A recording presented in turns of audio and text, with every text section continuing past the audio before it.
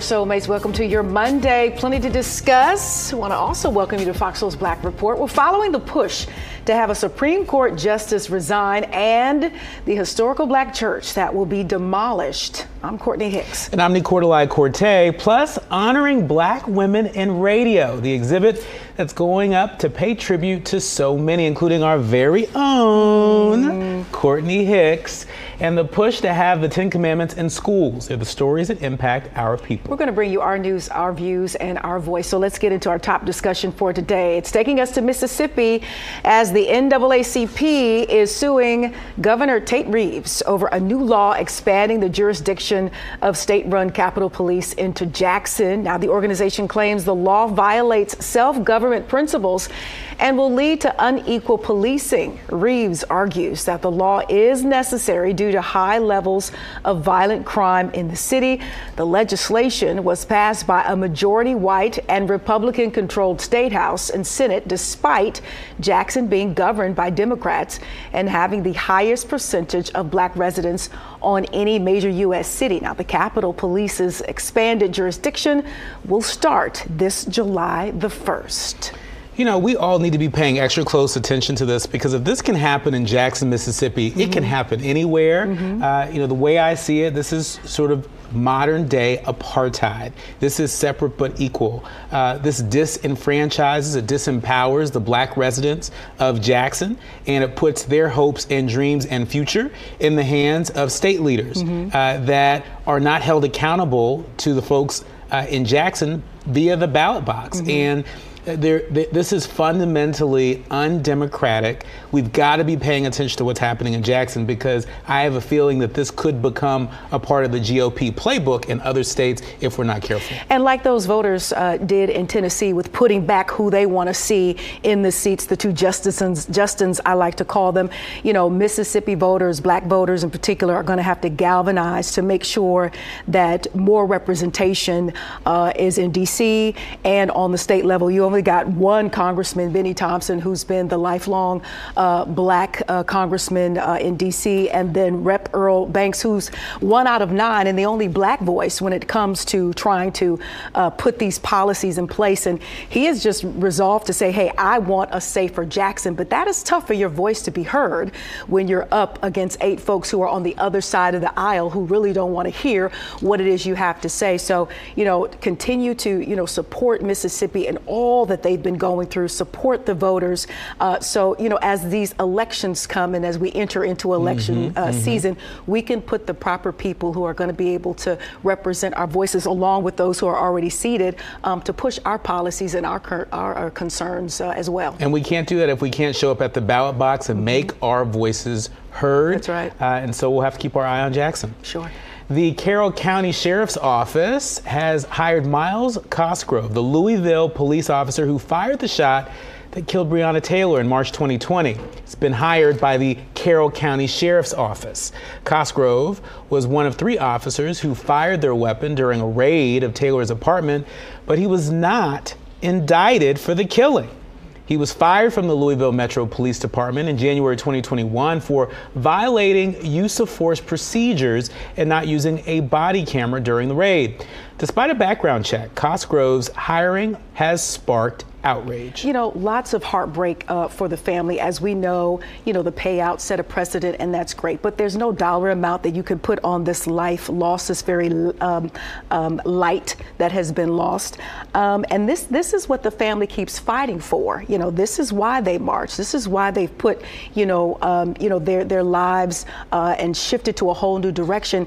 It's because the fallout like this. I mean, what is the whole point of all the marching, all the gesturing, if this man is able to be rehired in another department and, God forbid, having a gun and a badge to maybe commit or be involved in something, again, like the Breonna case with that lack of judgment, it is really insult to injury. And this is a part of what the movement is all about. This is what the movement for racial justice, the movement for police accountability, this is a big part of what it's about. You might remember that one of the aspects of the George Floyd Justice and Policing Act would create a national registry that would make it harder for These police officers that were, involved with, cases of overuse of force, cases of police misconduct.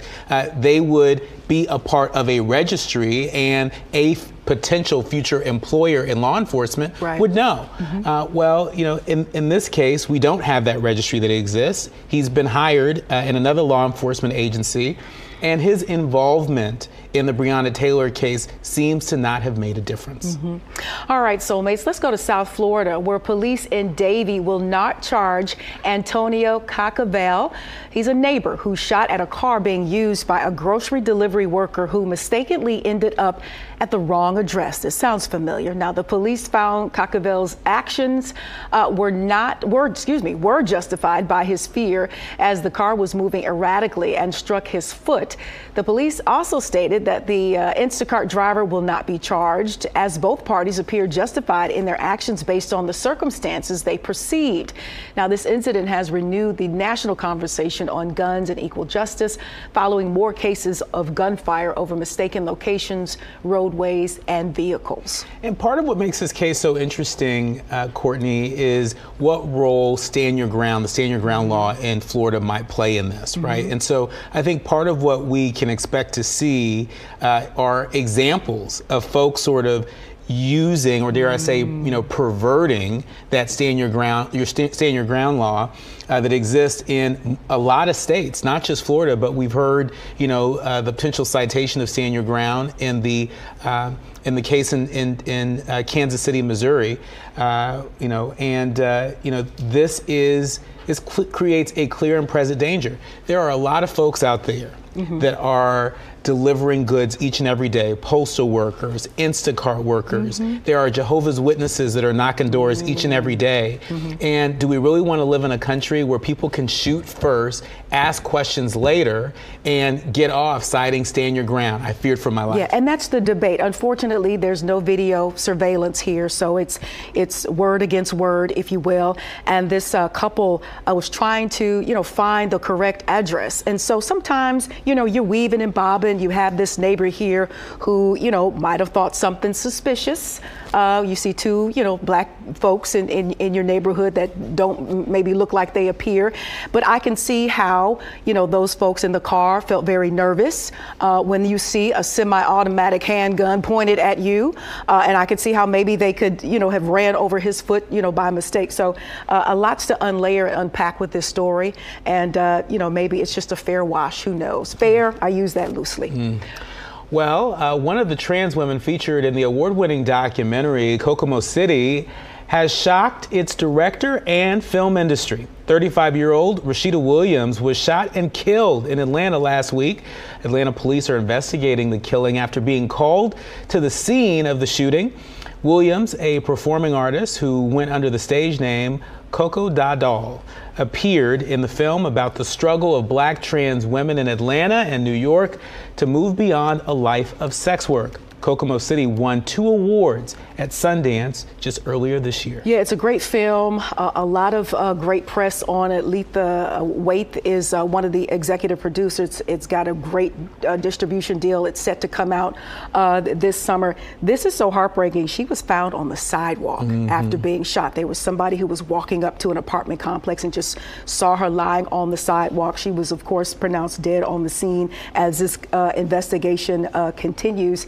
And I think as of last week, that was the second transgender in Atlanta to have been killed. And so that community is reeling, and it continues to strengthen, unfortunately, their fight just to be heard, just to be understood, and just to be accepted. It'll be interesting to see what this investigation brings out. Yeah, I mean, this is actually the third shooting of a transgender woman in Atlanta, but, she was 35 years old.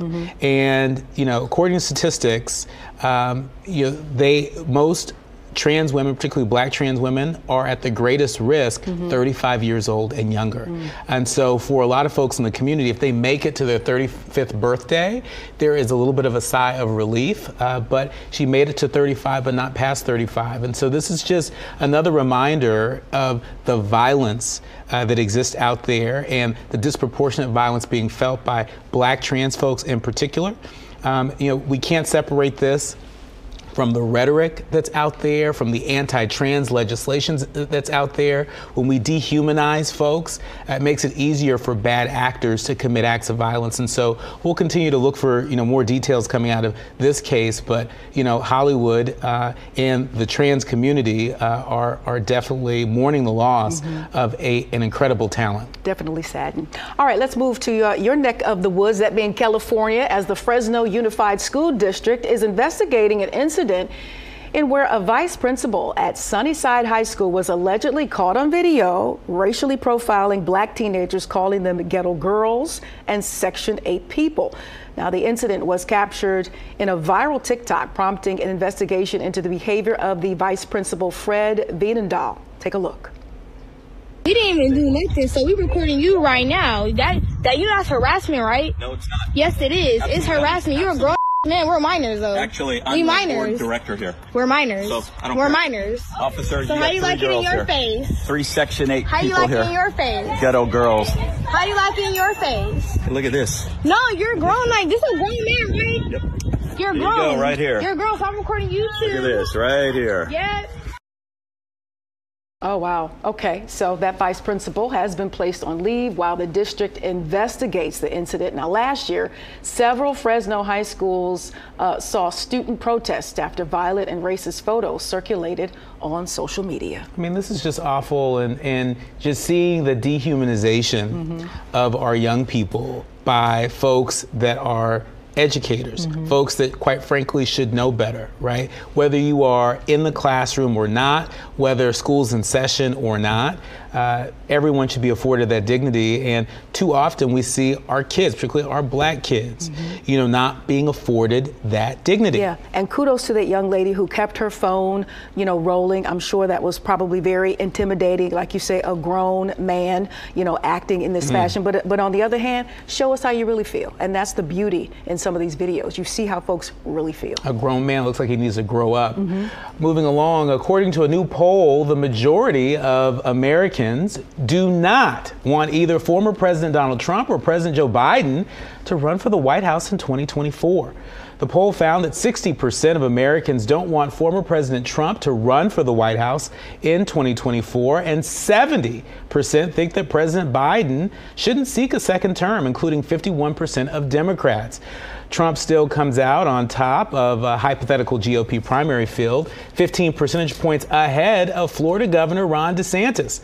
The poll surveyed 1,000 U.S. adults and had a margin of error of plus or minus 3.1 percentage points. No surprise, here at all, regardless of what aisle you sit on. I think for President Biden, who's expected to make his bid tomorrow, I do believe, it's concerned about the health and the well-being and the age, as he would be one of the oldest presidents. And I think on the Trump side, that concern is, he just possesses no pageantry when it comes to, the office of the presidency and the divisiveness and the craziness. Who wants to endure, another 4 years of that? So I can see this thing kind of being a wash. The question is, who will emerge for these people who don't want to see either of them run for president? Who's got next? Whether you're blue or red, who's got next? That's a pretty interesting issue that's sort of kind of coming to fruition. I think one of the things that the poll doesn't tell us is, well, what agenda do people mostly support, right? And so we've made this into a personality contest, but you take the personalities out of it, and I think, not just President Biden, but Democrats feel like they have a legislative a record of legislative achievement that they can run on, you know, whereas Republicans seem to be very much invested in these culture wars. And so I think while the poll says a lot, it still doesn't say quite everything. We shall see. All right, speaking of running for president, Afro Man, you remember the rapper, is looking to run for the highest office in the land. The Because I Got High singer announced last week at a concert in Missouri that he wants to run for president in 2024. Now, Afro Man, also known as Joseph Edgar Foreman, that's his government name, says he's looking forward to going up against former President Donald Trump and Kanye West. He says his campaign will be about criminal justice reforms, ending foreign aid, reparations to African Americans, and decriminalizing cannabis. No surprise there with the decriminalization of cannabis being on the top of his list. Not at all. Not at all. You know, I mean, you know, he's running as an independent candidate. We can't underestimate folks that run as independent candidates. Remember Ralph Nader in 2000. You know, he ran for president, and you know, he probably made the contest between Gore and Bush closer than it would have been otherwise. And so we can't underestimate the power of third-party candidates, of independent candidates to sway elections, you know, but also can't underestimate the power to really bring that conversation to the forefront, conversation around the legalization of marijuana, the conversation around, you know, how we do foreign aid and humanitarian aid in this country. And so, you know, this is a part of what democracy looks like. I think you're spot on with that. I think it's the power of the conversation because, you know, even though, you know, some of these independents really don't fare too well, they are in the mix and they are paid attention to, and they do bring out conversations in a different kind of way, especially being off the beaten path and not really having to answer anybody. They bring about those conversations in a very provocative way that maybe those,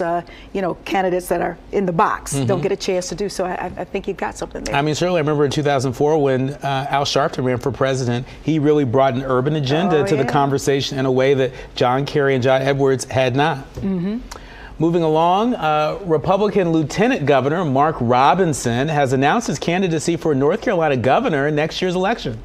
Robinson emphasized his upbringing in poverty and working class roots, positioning himself as a relatable leader for the state at a rally over the weekend. However, some have criticized his conservative views on issues like LGBTQ rights and abortion. Robinson would be the state's first Black governor if elected. Now, other candidates in the race include Democratic Attorney General Josh Stein and Republican State Treasurer Dale Folwell. And keeping with politics for a moment, a Georgia congressman is calling on Supreme Court Justice Clarence Thomas to resign following revelations about his relationship with conservative mega donor Harlan Crow. ProPublica revealed that Thomas and his wife were gifted hundreds of thousands of dollars worth of annual vacations and trips to Crow for decades. It also reported that Crow purchased 3 properties in Georgia belonging to the justice in a deal worth over $100,000 that Thomas did not report. In response, Johnson said Thomas has been, quote, using his position as a Supreme Court justice to live out the like of a controlled billionaire baller and called for his resignation.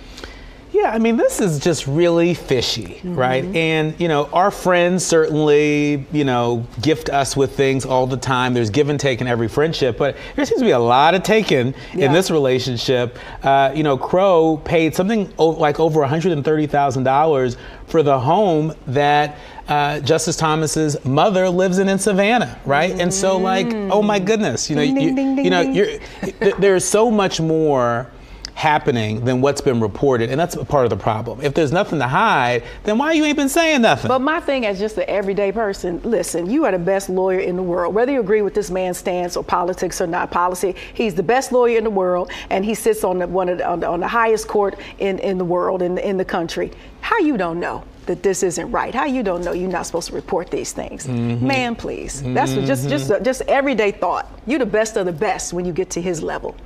You don't know? We see you, Justice Thomas. Please. Up next, honoring Black women in radio, and that includes our very own Courtney Hicks. Yes, we'll have more on the historic exhibit and how you can check it out when we return. You're watching Fox Soul's Black Report.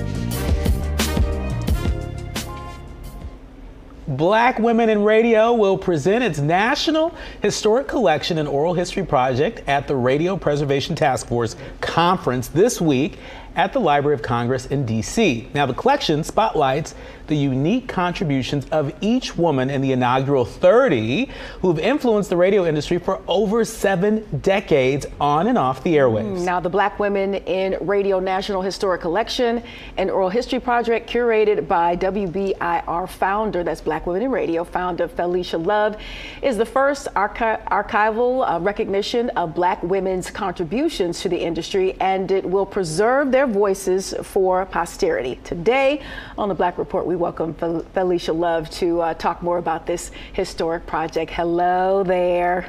Hello. Thanks so much for having me. Oh, thanks for being here. I have to fake this a little bit because we are very good friends, you know, just putting it out there. All right, give us a little background on your organization, Black Women in Radio, and how this project came about, especially with the partnership with the Library of Congress.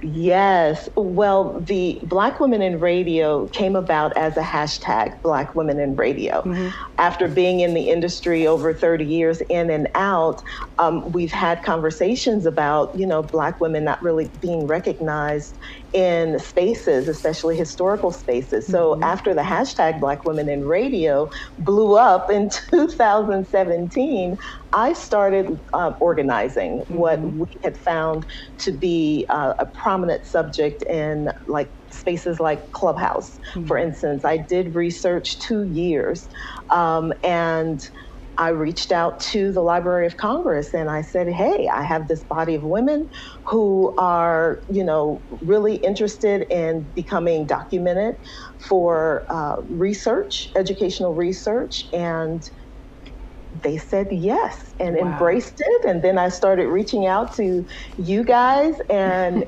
I can't believe it. We're going to be presenting at the Library of Congress on Friday. Isn't that amazing? Well, with so many amazing Black female radio personalities in the industry, what was some of the criteria used to select this inaugural 30? And can you give us a hint at some of the more well-known inductees? Absolutely. Well, most organizations have this poll, if you will, to choose the people who are most popular. I wanted to come from a different perspective. Since I've been in the industry, I know quite a few women, and then there were women that I knew of that I really wanted to dig into more of their history. Courtney is one of them. I'm from Chicago. I knew that she was in Chicago broadcasting, but we never had an opportunity to meet. So the criteria was really based on my research and personal experience. I didn't want it to be a popularity contest, as most are. And one reason why I chose women who are influencers locally, regionally, and nationally was for that reason. So I hoped that there would be women broadcasters out there who could see themselves in somebody on this list. So we have, of course, Courtney Hicks. We have Kathy Hughes. Frankie Darcell is on the list. Also, Bonnie DeShawn. There is, let's see, Vi Higginson, Tammy Mack, Dee Dee McGuire. Yes, Shirley Strawberry is on there. Keisha Monk. I mean, we have 39 women. And it's funny, I named it the inaugural 30 initially, did all of this marketing for it, and we kept getting names that I thought we have to include them. One of them is Chatty Hattie Leaper from North Carolina. She is our senior on this roster, and she started radio at age 17 in 1948. So now we have 75 years covered in this body of work. I'm just so excited. That is amazing, and I'm honored to be a part of the inaugural 30. So once the project is revealed this Friday, we're all getting together at the Library of Congress radio convention and the White House, from what I hear. The exhibit featuring these amazing women will then tour the U.S. Talk a little bit about some of the stops and then where the exhibit will eventually be housed. Well, that's what we're working on now. We're raising money. I have a 501c3, the Black Women in Radio Historic Society, that I'm announcing now. I hadn't said anything about it, and I was going to wait until Friday, but this is a special occasion. But we do have that organized so that we can raise money to, of course, hire a designer for the exhibit, and then the casing that would be needed for the physical items that would be donated from the inaugural 30 to tell this tremendously rich story about what it's like for an African-American woman to be a broadcaster. And some of their backgrounds are such rich tapestry in each one of these women's stories. So we're going to try to encompass that in the exhibit, and we want to travel throughout the HBCUs, because the Atlanta University Center Robert Woodruff Library is the housing manager for the collection. So of course we'll start at Morehouse Spelman and Clark Atlanta University, since that's where their museum, where our managing body is. And then it will filter out to the major museums in Chicago. There are several actually in Chicago that are actually waiting on our exhibit, and we'll have a couple of years actually of traveling around. Wow. Felicia, I've got to ask you, you have been painstakingly curating this historical collection for almost 2 years. Now that the moment is almost here, what's your hope regarding the project's legacy and relevance and influence, especially with the future Black female radio personalities that might be watching right now? I think the future Black radio personalities, women especially, are just so excited that finally we've broken ground in American broadcast history. There's just not a lot of information out there about us at all. But I'm having an out-of-body experience. I never in a million years dreamed that we would be at the Library of Congress and then at the White House with this. But it just lets me know that the work that I did put in is significant, and it's a legacy that is just so much greater than me, and it will touch many lives to come. So I'm just honored. Absolutely. Well, we know you've got a journey here with this particular project, especially with the revealing. Talk to our soulmates, that's our viewers. How can we connect with you and the Black Women in Radio organization to follow this journey? Social media. I know there's a lot of support that's going to be needed as we push along. Talk a little bit about that before we wrap up. Well, it would be wonderful to have people on this journey with us to realize this dream. They can reach us at www.blackwomeninradio.com. There's plenty of information there on what we do and how we do it. And there's also some documentation at the Library of Congress with the Radio Preservation Task Force and their website as well. And you can also reach me by email at blackwomeninradio@gmail.com. Oh, Felicia, thank you so much for taking some time out today. You know, I don't take no days off work, but I will be taking Friday off to join all of my sisters for good reason. In D.C. For the remainder of the conference. Thank you so much for taking some time out today and for your hard work to put our stories out there. Thank you. My pleasure. I'm honored. Take good care. Thanks for having me. Love you. Love you. Musk's other company, Twitter, is getting a lot of complaints as Twitter started removing verified blue check marks that many famous people rely on to distinguish them from imposters.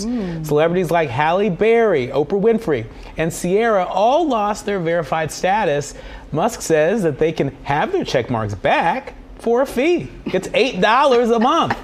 Seems like a price they can afford. Musk says he's personally paying for several people's check marks, including William Shatner, Stephen King, and LeBron James. Well, he's not paying for Courtney Hicks, so mine will probably Nor go away. Cortez. Right, so ours will probably go away very soon. And here's the thing, I was reading that, folks who decided not to pay, that check mark is supposed to go away, but, there's such a backlog and a lot of housekeeping that has to take place. I know my check hasn't gone away yet. I know there was like a whole, like we just mentioned, slew of celebrities who lost lost their checks like last weekend over the weekend. But some of the just regular old folks who were grandfathered in with black checks with blue checks still haven't had those taken away just yet. So next time I check in, every time I check in, I'm like, is it still there? I really could care less.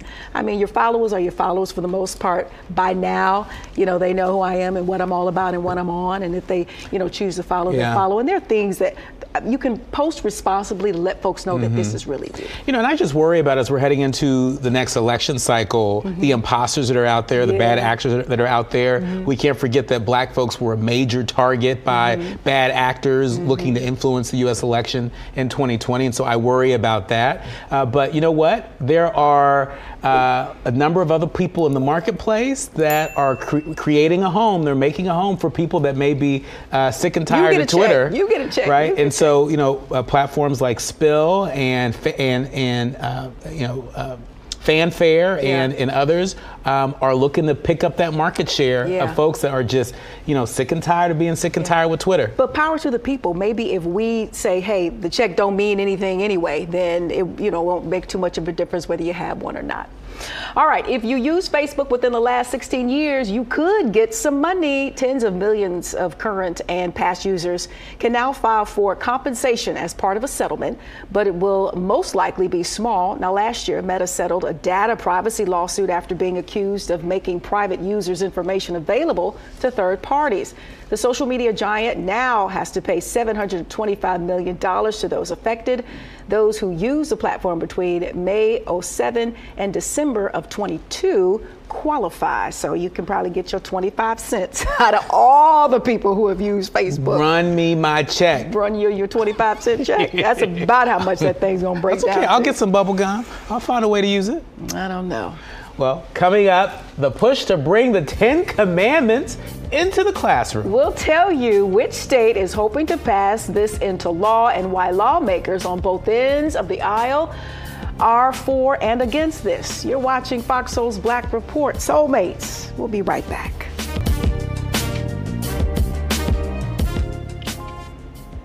Welcome back to FOXSOUL's Black Report. Well, in church news, the St. James CME Church in Tyler, Texas was recently demolished. Now, the 100-year-old church was the first church built for the black community in the 1920s.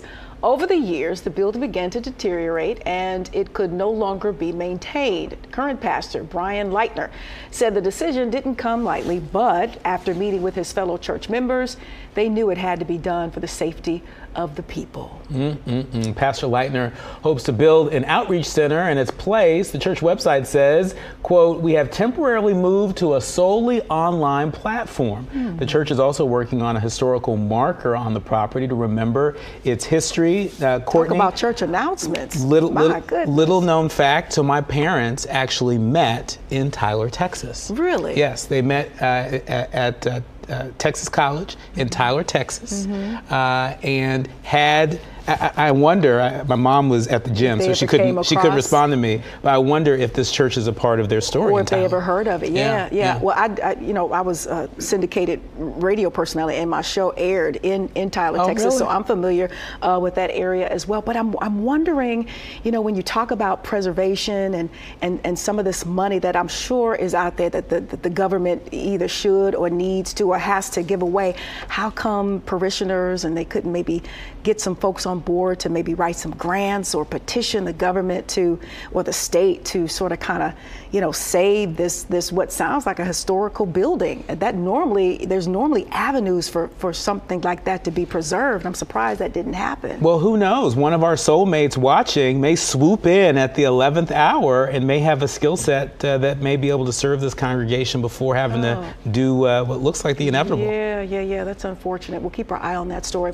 Let's go to Texas, where the Senate has passed a bill that will require the posting of the 10 Commandments in public school classrooms. Now, the measure, sponsored by Republican State Senator Phil King, states that every public elementary or secondary school must, quote, display in a conspicuous place in each classroom of the school a durable poster or framed copy of the 10 Commandments. Starting in September, Now, the Senate passed the bill along party lines. It now heads to the GOP-led House. The bill reignites the debate over the role of religion in schools and parental rights. What about this separation of church and state? Yep. Has that ever really existed, though? It has existed. It has existed. In theory. Well, on paper. But you know, it's a constant fight to preserve that separation between church and state. It ebbs and flows. You know, it's interesting that there is so much focus around, you know, putting prayer back in school and putting the 10 Commandments in school, right? But less of a focus in terms of actually living by those things, right? Mm-hmm. You know, these are the same folks, you know, that are okay with assault weapons being widely available, being a part of what's fueling this epidemic of gun violence. But instead, you're focusing on putting the 10 Commandments in schools. But maybe it's a culture thing, and I say that the lines are really blurred because I've been to public school functions where it's us culturally, and we say a prayer before things go down. And so I think those lines over the years, the centuries or whatever, have just been very blurred. I think it doesn't ruffle feathers until something is maybe passed or made law or mandated. But I've always felt that separation between church and state has always been very blurred. You know, I very much also believe in prayer. Prayer changes things, right? But, you know, prayer without action, right? Come on, folks. I mean, the 10 Commandments in the classroom, what difference would that have made in Uvalde, Texas, right?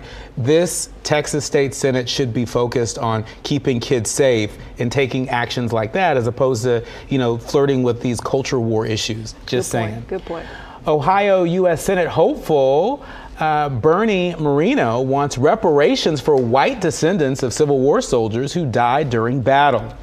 Moreno stated, quote, you know, they talk about reparations. Where are the reparations for the people in the North who died to save the lives of black people? The Republican businessman is a native of Colombia who, along with his family, legally immigrated to America when he was 5 years old. He's also known for his support of former President Donald Trump. Listen. You know, as black folks, if you read, you know, our literature, if you listen to our stories, our narratives, whether they're, you know, officially written out or, you know, you might click on a video YouTube and somebody is talking about the experience of black folks, we have always included our allies, you know, whether they be white, Hispanic, you know, in our walk. We know there were plenty of white folks who marched by our sides and planned and just were a part of, you know, the very treacherous, a movement for justice and racial justice. So, you know, this is so far-fetched, and, you know, he's not, you know, reading his history or maybe not even acknowledging history, that as a culture we've always included, you know, those allies. You know, you see them in pictures, you read about them in the documentaries, you see them in the documentaries. The ones who are still with us, you know, walking amongst us, have been included in those documentaries to talk about their perspective as a white person supporting the black civil rights movement. So, man, miss me with what you're talking about. Well, you know, I mean, and why is it that when it comes to black folks and reparations, right, you know, oh, well, wait a minute, what about white people? It's like, you know, when we call out anti-black racism, well, what about reverse racism, right? And so, you know, I don't think he's willing to have a serious conversation. Yeah. So I don't know if that's going to change on the campaign trail. I guess the folks of Ohio can hope. We'll see. All right, let's switch gears here. As award-winning thespian and just all-around super chick Shirley Ralph has been tapped to deliver the commencement speech at her alma mater, Rutgers University, for the spring 2023 semester. Now, according to Diverse Education, Ralph is a member of the Rutgers 1972 graduating class. The report also says the Abbott Elementary actress is in the Rutgers Hall of Distinguished Alumni, as she should be. The commencement will happen on May 14th. Now, listen, that is going to be a heck of a speech. I know. You know, Shirley Ralph, you know, she was also recently in Africa on the vice president's trip. And, you know, just sitting around talking with her is awe-inspiring. Yes. So I couldn't imagine, I actually can't imagine her delivering a commencement address in all the little gems and jewels and pearls of wisdom that she's going to have to offer to that graduating class at Rutgers. She is living inspiration, and I'm going to be streaming that commencement because it's going to be, I'm sure, a whole lot to talk about. Yeah, this is just her moment. And it is long overdue, and it is her moment. And Rutgers just became a part not too long ago of the Big Ten Conference, so that's my connection. So even though she happens to be a competitor at this point, and Rutgers has gotten the best of Michigan State University a few times on the field, it's just a joy to see her flourish in this moment. I wanted to eat all of it up as we continue to love on her and celebrate her and give her flowers now. That's right. That's right. Congratulations, Shirley Ralph. Still ahead, fans are already buzzing about next year's Super Bowl performance. Many are throwing around Usher's name. We'll tell you what he has to say about it when we return. You're watching Fox Soul's Black Report. I think he'd be fabulous. Me too. Wow, that'd be great.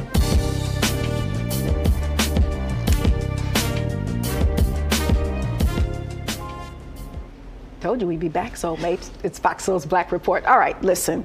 Cardi B will soon seize the assets of Tasha K. She is not playing with this girl, the YouTuber vlogger who defamed the rapper during the pandemic. That's right. Tasha K lost the defamation lawsuit and now owes Cardi B $4 million. Good Lord, that's a lot of money. An appeal court confirmed the ruling despite Tasha K's request for a new trial because they determined that Tasha K was responsible for defamation, invasion of privacy, and intentional infliction of emotional distress. And Tasha K ain't stopped. If you've ever tapped in, she is still pretty much doing what she's been doing. And so this blow to her bank account has definitely not slowed her down or deterred her from doing what has, put her on the map. And I remember tapping in her years ago when she first started, before the big, beautiful studio that she's in now and some of the sponsorships that she has now. And I thought, I was like, well, this girl has something. But I think now maybe at some points it's crossed the line a little bit, and obviously that's come to fruition with her having to pay up with some of the things that she said about Cardi B. She went in on her now. It crossed the line and clearly broke the law, right? And sometimes our pride can get the best of us, right? And what's wrong with saying, you know what? I messed up. Hey, I apologize, right? But I think sometimes when people are out there unwilling to apologize, unwilling to repair the harm, then, folks like Cardi B gotta, say, hey, they can't let up. And Tasha K's defense can't be, well, I ain't got it. If you follow her, her defense is, I ain't got it. Well, girl, anything you get from here on out is Cardi B gonna be like, I got that. Right. So, at what point do you kind of sort of like maybe redirect a little bit? I know Wendy Williams had to sort of kind of redirect a little bit because she went hard when she was on the radio. When she crossed over into television, it was tough to get some of those guests to sit on that couch with her after she had, been at them for so many years on the radio. So it's a tough corner to try to turn if Tasha K decides to turn it. And at some point, what happens when Tasha K becomes just all out radioactive in the industry? And so whatever little bit of money you're making right now could dwindle very quickly. Not knocking the hustle, go for it, Tasha K, but just you might want to govern it a little bit differently. That's all. There's a cost for everything. All right, the Sacramento Kings and Bay Area rapper E40 have released a joint statement saying the removal of the musician and businessman from the Warriors playoff game in Sacramento, this was last Saturday, was an unfortunate misunderstanding. E40 was accused of standing excessively and blocking the views of fans. The joint statement said it was all due to miscommunication and he did not violate the NBA fan code of conduct. E40 originally said he was targeted because of racial bias, and he was at last night's game. I was wondering while I was watching it, was he there, was he there? And sure enough, after a spectacular finish, you saw Curry give E40 a hug and dap him up. So he was definitely in attendance in his seat, courtside, doing what he does. And what fan doesn't stand up? Yeah, I mean, this all just seems so silly. And, why was E40 singled out in the first place? Again, you're at a game. There are plenty of people that stand up and, that cheer on their team. And so for him to have been singled out, it still doesn't make much sense to me. But it seems that Sacramento is trying to do everything they can to sort of squash this and turn the page. And it looks like E40's, sort of willing to move on too. And I can't remember if the game was Saturday or Sunday. There was so much basketball, and I remember watching all of it. But I do remember a fantastic one-point finish for Golden State, and that E40 was definitely in the place to be doing what he does. Well, Usher is once again promising that if ever asked to headline the Super Bowl halftime show, he would say, yeah. The Atlanta singer said during a recent interview that he'd be a fool to say no. That's right. Social media has been buzzing about the possibility of an Usher-led halftime show since Rihanna owned the stage in February. The last time he performed at the Super Bowl was 2011 as a guest of the Black Eyed Peas. Usher says he has the catalog to warrant a headliner position. He has the catalog, he has the talent, the swag, he has the look, he has the swag. Look, this Vegas residency is off the chain. Yeah. A lot of people have had a chance to go see it, not moi. But I mean, he does this whole set like on roller skates. It is so entertaining, and you see, you know, the social media postings where a lot of celebrities, like this? Yeah, a lot of celebrities have attended the concerts, and he acknowledges them. Let's not talk about the Tiny Desk performance that, you know, went viral and had every guy and girl trying to sing like Usher and all the riffs, and just him getting his just due. I've been familiar with him since he was a little cat. He came into my studio, and it was his first album. We stayed the whole morning. We just talked about him and what his plans were in the industry. And to see this thing happen, I think the Super Bowl would just be the ultimate for him. I mean, I agree. I think it's a no-brainer. And, you know, look, you know, Usher has not just swag, but he's matured as an artist over time. He's aged well over time. You referenced the Tiny Desk concert. It's an example of that. And, you know, I mean, I actually enjoy listening to Usher more now than I did when I was in high school listening to Usher. And he's intergenerational because, you know, he's a older millennial. However, he's always tapped into that Gen X sister generation. There you go. I'm just saying, with the wives and the girlfriends and stuff, he likes something a little seasoned. All right, Olympic gold medalist Simone Biles is officially a married woman. Congratulations, girl. She tied the knot Saturday with Houston, Texas star Jonathan Owens. The couple shared these photos here. Isn't that cute? From their intimate courthouse wedding. Simone writing in the caption, officially Owens, with a white heart. The two met on a dating app back in 2020. And Simone says she made the first move. Jonathan popped the question in February of last year after dating for 2 years. And there's so much build up to this moment.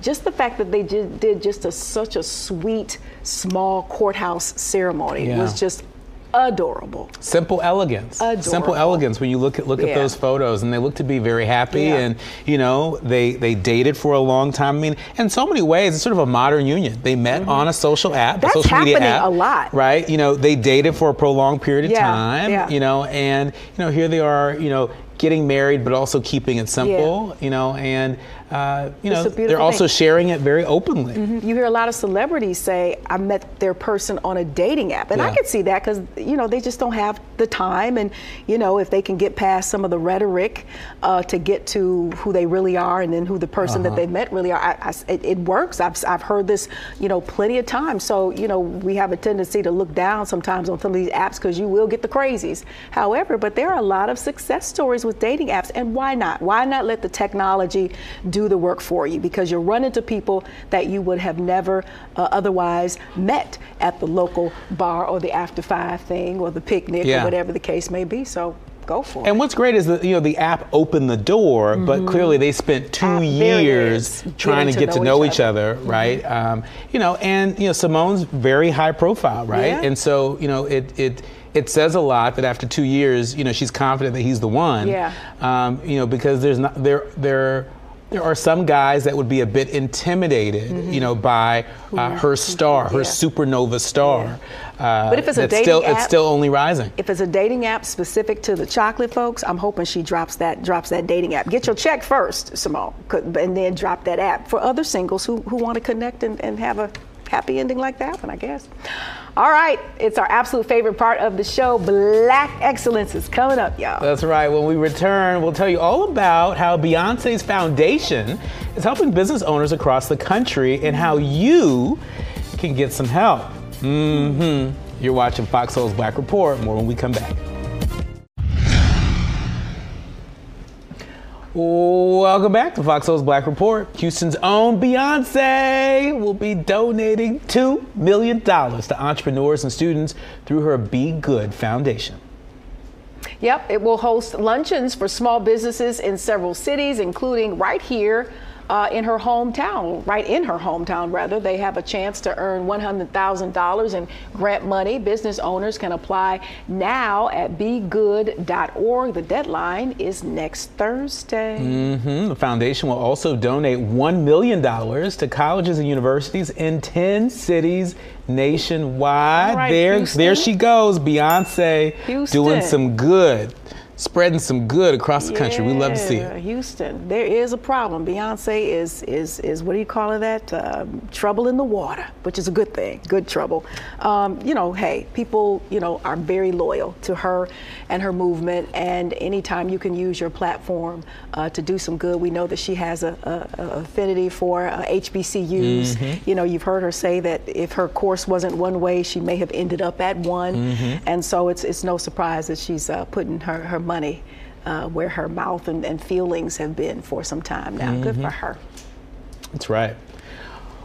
Well, the popular Essence Festival will feature, for the first time ever, its all-women powerhouse performers. It's all to celebrate the 50th anniversary of hip-hop. It's one of the festival's headliners is the one and only Misdemeanor Elliott. The publication announced the addition of the lineup over the weekend. That's right. Also on the bill for Essence Fest is Lauryn Hill and Megan Thee Stallion. This is really, really, really exciting, seeing all these female rappers showing up at Essence. And as we've mentioned time and time again, this is a big year for hip hop. You know, the 50th celebration of hip hop tour continues, and it looks like the next stop is the Essence Festival. Yeah, you know, it would be nice for them to gather more of the pioneers and maybe the underground, you know, pioneers when it comes to female rappers. You have Bahamadia. You have Moni Love. You have the one who, the Party Ain't a Party list is ran all through. I can't think of her name right now, but there's a collection of, I think, female rappers who never really got their just due. They had some hits, maybe one-hit wonders, but really laid it out for, you know, the female rap movement that I'm hoping they can just gather and just give, you know, give a salute to, you know. And it's important to know, we take it for granted, like when we see like Nicki Minaj and Cardi B, you know, and we see the female rappers today, we think that it's always been so easy and that they've always been there, but that hasn't been the case. And so we certainly love to see it. Absolutely. For a full rundown on today's stories and more, you can access FOXSOUL's video on demand, or any of our partners. You can access past shows and other Black-centered content. Don't forget to download FOXSOUL's app. It's free. It is absolutely free. It's been a good one today. It's went by pretty quick. I'm Courtney Hicks. And I'm Nicordelai Corte. On behalf of the entire team here at FOXSOUL's Black Report, stay lifted. And stay safe. We'll see you soon. Take care.